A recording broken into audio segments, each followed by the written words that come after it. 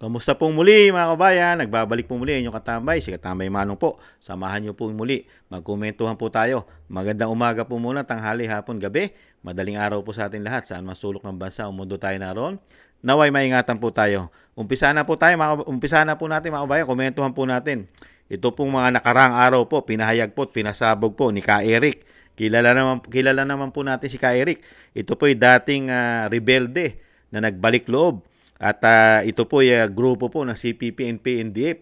At kilala niya po lahat. Kilala niya po lahat ang mga lumalaban po sa gobyerno. Ngayon, pinasabog niya po ang sekreto po ni Conti. Alam naman po natin kung sino si Attorney Conti.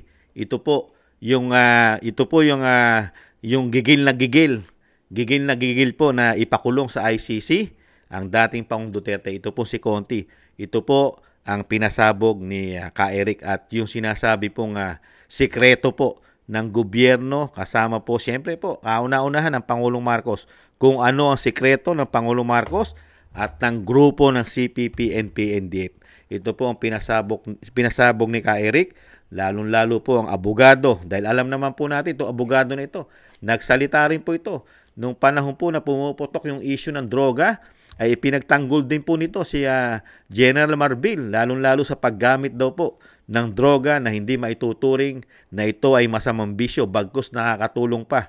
Lalong-lalo raw po dagdag enerhiya o lakas, lalong-lalo na raw po yung mga driver, pahinante, mga kababayan. At syempre, isama na natin ang mga pulis, di umano, dahil dagdag din po sa resistensya at pagpupuyat ng mga pulis, kaya pwede rin po yatang gumamit ng droga yata, mga kababayan. Pakinggan po natin si Ka Eric sa kanya pong mga binulgar, mga kababayan. At komentuhan po natin. Topic natin ay tungkol po dito sa muling paglakas ng loob at yung mga maniobra ng CPP, NPA, NDF na nang bumaba po sa kanyang pagiging Pangulo si Pangulong Duterte ay halos gumapang na po itong CPP, NPA, NDF no, from a high of 98 Guerrilla Front Committee. Pag sinabi pong Guerrilla Front Committee, ay ito pong isang area na kinikilusan ng CPP, NPA, NDF kasama po ng mga armado nila na grupo ng NPA, at least mga 3 to 5 municipalities hanggang 10 municipalities covering at least 3 to 5 provinces na magkakadugtong ang mga adjoining boundaries. Ayun. So hindi naman buong probinsya. In totality po, during 2018 na bago mabuo ang NTF-ELCAC or the National Task Force to End Local Communist Armed Conflict, umaabot po yan sa 98 Guerrilla Front Committee in coverage of at least 72 provinces out of the total 81 provinces ng ating bansa, no, sa buong Pilipinas. Nakikilusan po ng CPP, NPA, NDF. No. Pagkababa po ni Pangulong Duterte bago pumasok itong Administrasyong Marcos, ang naiwan na lang po sa armadong puwersa nila at mga area na sinasabi nating Guerrilla Front Committee ay mga 6. No. And then, ang NPA nila na puwersa na umaabot pa ng 10,000 dati yan, regular armed units ng NPA, mga mahigit 1,000 na lang naiwan nang bumaba si Pangulong Duterte. With more than 30,000 ang nag-surrender ng mga Communist Party members, mga bahagi at miyembro ng underground mass organization, mga local militia ng NPA sa mga baryo at mga regular na NPA. With more than 10,000 high-powered rifles na nakuha ng gobyerno. Subalit ngayon, nang pumasok po si Ginoong Marcos, itong malala na pakikipagsabwatan niya sa CPP, NPA, NDF, ay nakikita po natin ang pattern ng muling panunumbalik nila kung saan namamayagpag ang kanilang attempts na magkaroon ng urban operations recovery. Kamakailan lamang, 2 araw lang pong nakakaraan, ay walang kahihiyan at walang pag-aalangan na nagmarcha itong mga recruiters ng CPP, NPA, NDF. Thank you sa mga nagsusuporta. No? Sabi niya, watching from Los Angeles, California, sabi ni Danny Masayon, and watching all your videos. Thank you, Danny. Sa loob po ng University of the Philippines, UP, Diliman, campus, nagmarcha po ang mga siguro mga 20 sila nabilang, no? 20 kabuok na mga natutulirong kaluluwa na na-recruit na kabataan ng CPP, NPA, NDF mula po sa mga student scholars natin dyan sa University of the Philippines. No? Nagbitbit na mga placards, mga bandilang pula na nananawagan na kabataan sumapi sa bagong hukbong bayan, which is yun po ang Filipino na katawagan sa New People's Army, BHB or NPA. No? BHB is bagong hukbong bayan. No? At nananawagan sila na revolusyon, hindi eleksyon. Talagang pinaglumaan at kinalawang ng utak nila. Pero ang masaklap po dyan, ginagawa nila sa loob ng nangunguna o premier state university natin at walang ginagawang law enforcement response. Hindi po sila hinuhuli ng UP Police o ng mga otoridad ng UP. At wala rin pong ganong operasyon ang Philippine National Police para sila po ay pasukin dyan sa UP.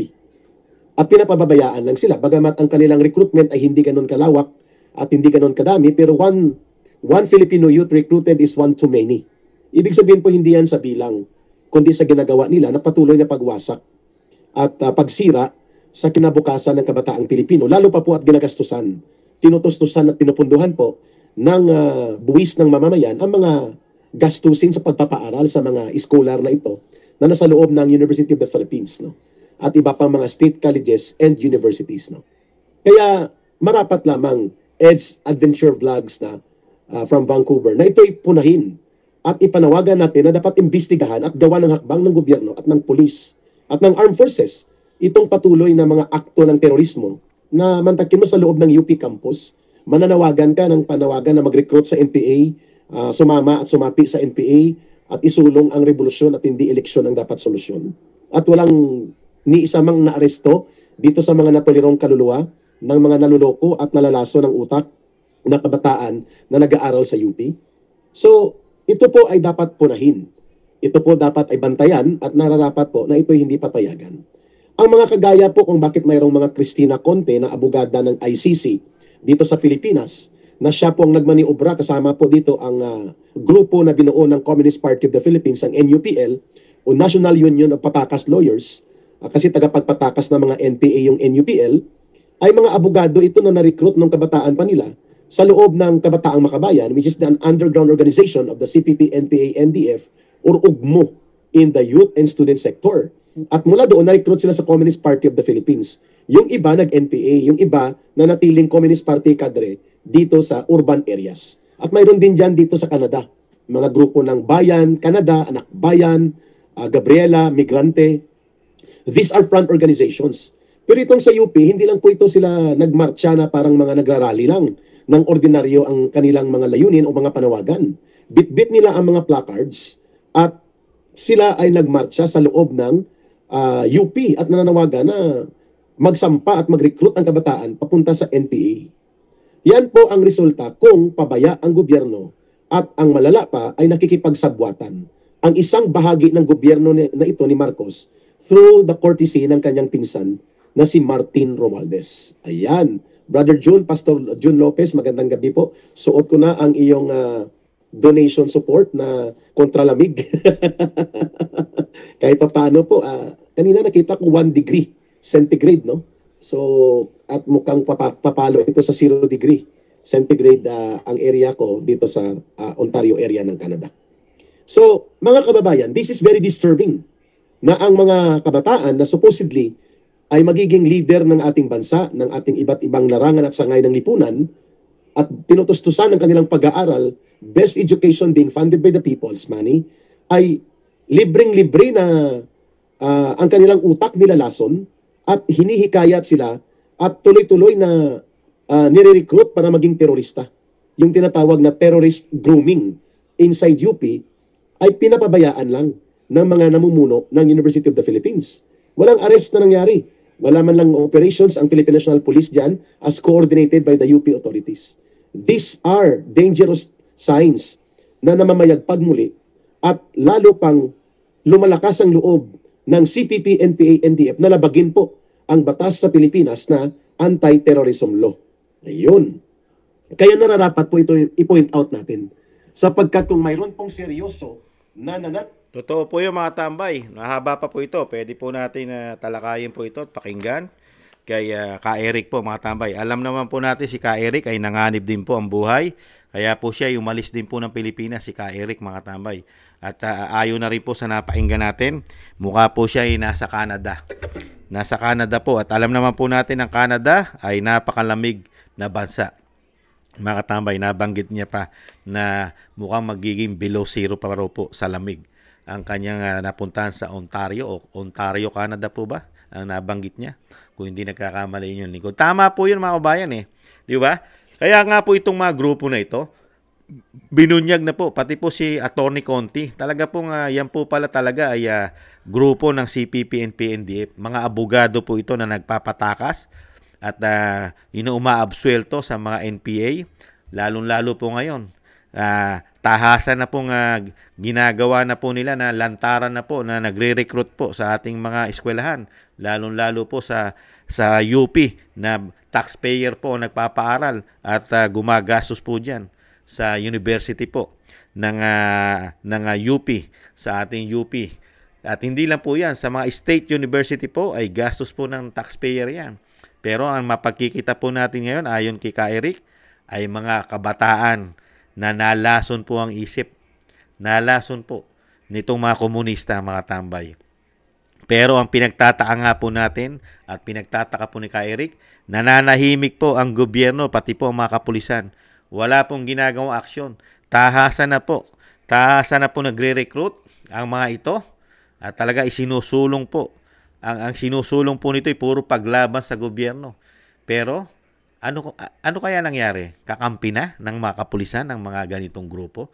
Ang CPP-NPA, kakampi na ba ng kapulisan at kasundaluhan ngayon? Yung sinasabi nga ni Ka-Eric, nung panahon ni Pangulong Duterte ay napakalaki na po ng hinina nito. At halos 1,000 na lang po mahigit ang natitirang puwersa nito. Pero ngayon ay lumalakas na naman. Dahil nga po nagamit ito at ginamit po. Ginamit pong puwersa ito, ayon na rin kay Ka-Eric, ng grupo po ng pinsan po na sinasabing si Tambaluslos ng Vice President at ang Pangulong Marcos dahil po sa pamumulitika, pagpapabagsak sa mga Duterte, demolition job.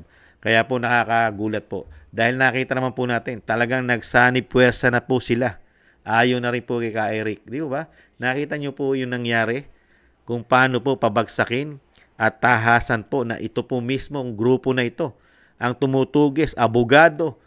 Abogado mismo na tumutugis at talaga nagpapabagsak sa dating Pangulong Duterte ay komunista. Abogado ng komunista. Grupo ng komunista, ayon kay Ka-Eric. Si Atty. Conti. Di ba? Doon ka magtataka yung lagi ko po binabanggit. Yung grupo po ng CPP-NPA, lalong-lalo ang NPA, more than 50 years na po na tsumutsugi, ginugurgur ang mga Pilipino, lalo ating kasundaluhan, kapulisan. Pero never po silang binatikos ng ICC, binatikos ng human rights para po dito sa sinasabing panagutin sa crimes against humanity. Sa crimes against humanity. Wala pong yaw-yaw dyan ang human rights. At wala pong yaw-yaw ngayon ang ating gobyerno. At walang yaw-yaw dyan si Atty. Conti para kundinahin yan. At lalong-lalong hindi natin naririnigan na kinukundi na rin yan ng isang USEC ng PCO na si Atty. Claire Castro. Hindi rin po kinukundi na yan ang mga grupo ng CPP and PNDF. Ganyan po katindi, mga kabayan. Kaya po yung nangyayari po sa ating bansa, nagkakandaleche-leche po ang ating bansa dahil po sa ganitong ipinasok. Yung pinasok po ng ating gobyerno na yung kalaban mo na mahigit 50 years, ngayon ay kasama mo na at nagpapalakas na naman gamit po ang pera ni Juan de la Cruz. Gamit ang pera natin, nagpapalakas po ang kalaban natin. Ganun po yun na wala pong imik. Wala lang. Patay malisya lang. Bulag, pipi at bingi ang ating mga kapulisan sa ginagawa po ngayon. Pati po yata ang ating mga kasundaluhan, mga kababayan. Nakakalungkot. Yung kalaban ng gobyerno na mahigit 50 years, yung gumagawa ng 50 years ng crimes against humanity, ay nananatili pong lumalakas na naman at nananatiling may puwersa at ginagamit ng gobyerno pa, di umano, para dito sa pamilya Duterte. At gamit na gamit po ngayon sa ICC. Sila mismo, ang grupo ng CPP, NPA, NDF, ang namamayagpag na nagkakaso sa dating Pangulo na puro halos kriminal at lumalabag sa batas. Ang mga sinasabing pinatay daw po, chinugi, ginurgur daw po ng war on drugs. Ang tanong ni Kamanong, puro ito salot ng lipunan. Lumalaban sa lipunan. Karamihan po rito ay lumalaban sa gobyerno. Sakit ng ulo ng Pilipino. Napakarami diyan. Marami diyan na talagang lumaban sa gobyerno at hindi na tumino. At ang karamihan diyan ay nagpagamit pa sa sindikato, lalong-lalo sa mga narco-politics at sa mga pulis na ginawang negosyo ang droga. Nagamit po yan. Yung mga biktima, yung sinasabing namatay na biktima. Ang tanong ni Kamanong, nasaan naman ang katarungan nung mga chinugi, ginurgor ng mga NPA na mahigit 50 taon? Nasaan ang human rights natin? Nasaan din ang ICC para panagutin ang grupo na ito ng NPA o ang CPP, NPA, NDF? Nasaan po ang katarungan? Nasaan ang crimes against humanity para sa kanila? Sige nga. Kaya nga po nakakalungkot. Sila pa ngayon na namamayagpag. Itong mahigit 50 taon na napakarami na po nilang ginurgor, chinugi ng mga Pilipino, mga kasundaluhan, mga minor de edad na nalaso nila ang isipan, na maagang natsugi, maagang namayapa sa mundo dahil sa agagawa ng CPP, NPA, NDF na grupo na ito. Hindi pwedeng panagutin ng gobyerno ng bagong Pilipinas o binagoong Pilipinas ngayon. Wala lang. Ganyan po katindi. Ganyan po pala pagka nagkakaroon ng isang pamahalaan na may issue ng pulburon ang Commander-in-Chief. Pag pala may issue ng pulburon, ganyan po pala. At meron din pong kamag-anak at pinsan na iba rin po pagdating po sa paghawak ng kapangyarihan. Kaya nagkadaleche-leche po ang ating bansa at talagang napakahirap at ang mga normal na Pilipino ang nagdurusa ngayon. Ang mga normal na Pilipino ang nagsasakripisyo ngayon sa lumalaganap na naman problema ng bansa. Lumalakas na naman ang grupo ng CPP, NPA, NDF. Nahandyan na naman po ang mga kriminal, ang mga addictus, ang mga drug lord, diba? Ang mga terorista at ang mga korap na politiko. Nagbalikan po silang lahat. Nakakalungkot lang po mga kabayan. Sana po hindi na po ito magtagal. At sana po mga kabayan ay mapalitan na po ang ating gobyerno pagka ganito po. Hindi po natin dinanas ito ng 6 na taon sa panunungkulan ni dating Pangulong Duterte. Nakita po natin yung kapayapaan, may pandemya pa, nahandyan pa yung Marawi, di ba? Napakaraming proyektong nagawa at dito sa ginawa sa CPP, NPA, NDF ay nagkaroon po ng malaking pagbabago, pinahina at halos mabuwag na po ito. Kung ito'y itinuloy lang ay wala na po ito. Wala na po ito sa ating lipunan. Kaya lang hindi po nagkaganon dahil iba po ang tinahak na direksyon ng napakatinding mangako. Nangako sa atin na lahat ay gagawin, pagbabago ay tuloy-tuloy na, hanggang pangako lang po ang ginawa sa atin mga kabayan. Sanay na sanay sa pangako. Ganyan po nabudol. Ganyan po binudol ang mga Duterte, ganyan po binudol ang Vice President, lalo-lalo na po. Ganyan po binudol ang mga Pilipino. Dinaan po tayo sa napakaraming pangako, promises. Nung makuha na nila ang kapangyarihan, goodbye na po. Goodbye. Bahala na kayo sa buhay nyo. Ito ang totoo kong kakampi. Ito ang totoo kong ka-unity team. Sila ang totoo kong ka-unity team. CPP, NPA, NDF, mga media, mga oligarko, nahandyan pa yung mga alipores sa social media, mga politiko na hindi silaw sa pera. At syempre, nahandyan din po ang men in uniform natin na nakuha na rin po yata nila dahil lagi po silang priority, lalong-lalo po ng tinatawag na tambaluslos. Priority po. Kaya po ganyan po nangyayari sa ating bansa ngayon mga kabayan. Talagang sana po hindi po ito magtagal at talagang maayos pong muli ang ating bansa. Maayos po dahil lahat po ng nangyayari sa ating bansa ay hindi po maganda at hindi po pabuti. Ang nangyayari po sa ating bansa ay palubog. Tama po yung sabi ng Vice President ang ating bansa ay papunta sa basurahan. Pagka minalas-malas pa, ay magiging abo pa ang ating bansa. Magiging abo. Dahil dinadala rin po tayo sa issue ng giyera. Dinadala na po tayo ngayon, pinaghahanda na po ang ating men in uniform. Dahil kung puputok din daw po ang giyera at ang putukan ng Taiwan at ng China, ay tayo raw po ay maghahanda.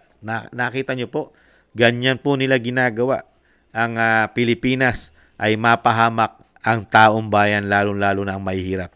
Wala po silang pagmamahal sa Pilipino. Puro pang sariling interest lang po. Dahil napakarami po kasi nilang pinagtatakpan sa totoo lang. Sa dami po nilang pinagtatakpan, kailangan po nilang gamitin pati ang CPP, NPA, NDF yata sa pagtatakip na ginagawa nila. Sa dami po ng anomalya, pamumulitika, korupsyon, mga kabayan, ay kailangan po nilang kunin lahat ng puwersa kahit makakaliwa. Di umano, mga kababayan. Nakakalungkot lang po. Sana, may hangganan naman po yan Sana hindi magtagal. Huwag po sanang patagalin, mga kababayan. Dahil ang mga Pilipino ay galit na po. Gigil na po mga Pilipino. Dahil nga po hindi na makatiis. Ang Pilipino ay kulang na lang po sumabog ang damdamin. Dahil wala naman po magawa ang mga normal na Pilipino. Dahil pati po kasi ang ating men in uniform ay mga bulag. Bulag, pipi at bingi. Ano magiging puwersa ng isang ordinaryong Pilipino na ang makakaharap mo ay ang tapang ng sinasabing kargado ng pulburon. Ibang mag-isip pagkakargado ka ng pulburon. Dahil unang-una, wala nang pagmamahal yata yan. Pagkargado ka, iba na po ang tumatakbo sa isip niyan. Pagkakargado, baka hindi ka na ituring na ikaw ay Pilipino. Mga kabayan, pagka ito'y kargado. At ganun din po, nakikita po natin ang mga kapulisan natin at kasundaluhan ay sumusunod po. Sunod-sunuran po. Yata, mga tambay. Ibang klase po ngayon ang ating men in uniform. Naglilingkod na po yata sila sa politiko. Hindi po sa taong bayan na nagpapasweldo sa kanila. Kaya po, Ka Eric, siyempre po, ingat-ingat po. Dahil talagang kayo po ay isa rin po kayo sa hinahunting ng pamahalaan katulad po ni Tebes, ni Attorney Roque at ni DJ Bantag at kasama po kayo ron. Baka isang araw o makalawa o susunod na buwan o sa isang linggo ay kasama na rin si Kamanong na pinaghahanap. Mga kababayan, nakakalungkot po. Ganyan po ang ibinigay sa atin demokrasya ng binagoong Pilipinas. Demokrasya po yan. Sa tingin nila, yan ang malayang pamamahayag at demokrasya sa bansang Pilipinas. Ganyan po silang magbigay ng demokrasya, mga tambay. Tutugising ka, tatamnan ka ng mga ebidensya na gawa-gawa yata para ikaw ay, mapahamak at bigyan po nila ng problema, mga kababayan. Ganyan po katindi ang ating pamahalaan, mga kababayan.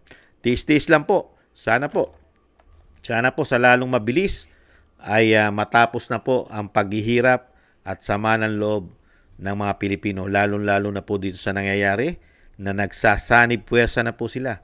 Sanib puwersa na po. Ayon na rin po mismo kay Ka Eric, ang CPP, NPA, NDF ay namamayagpag na naman po sa pangunguna po ng abogado na si Attorney Conti. Ibang klase po. Abogado ng makakaliwa, lumalaban sa gobyerno, namamayagpag pa dahil meron po tayong gobyerno na talagang kinuha po silang kaalyado yata, mga kabayan.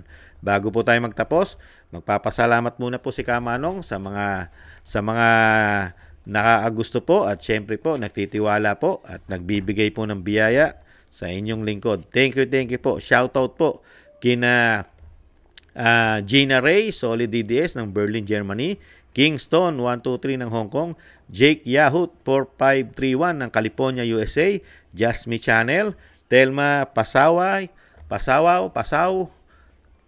Dan Rivero ng Anchorage, Alaska, Bon Rosales ng France, John Sarip, Amsterdam, Holland, Chona Banks ng Milwaukee, Wisconsin, USA, Julieta Silona ng Sydney, Australia, Ma'am LB Sermani ng North Miami, Florida, USA. Grace Obet ng California, USA. Michelle Del Valle ng New Zealand. Sara Nakamura ng Japan. Melencio Bandibas ng Jeddah, Arabia. Trojanta ng Korea. Lopez Ibina ng Saitama, Japan. Librado Reyes ng California, USA.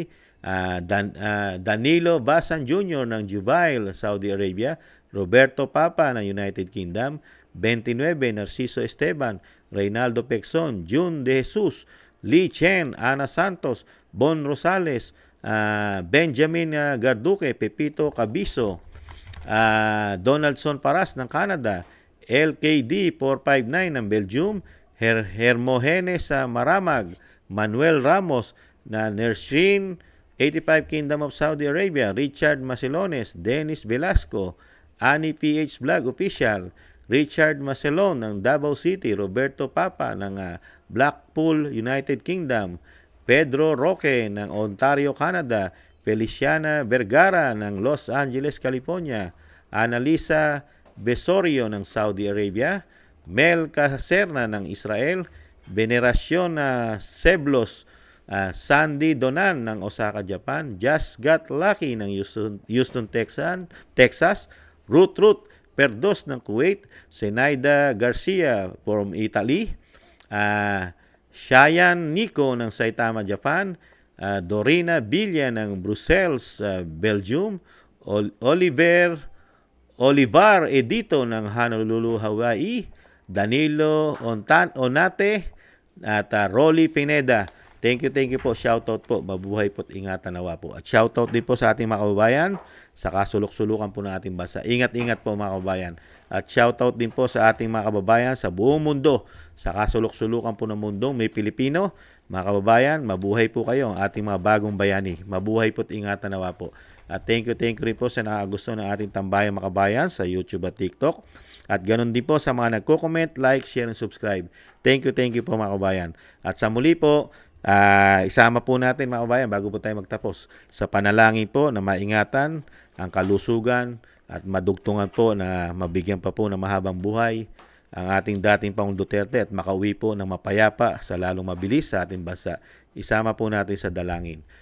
Thank you po mga kababayan. Ingatan nawa. Sa muli. Paalam. Bye-bye.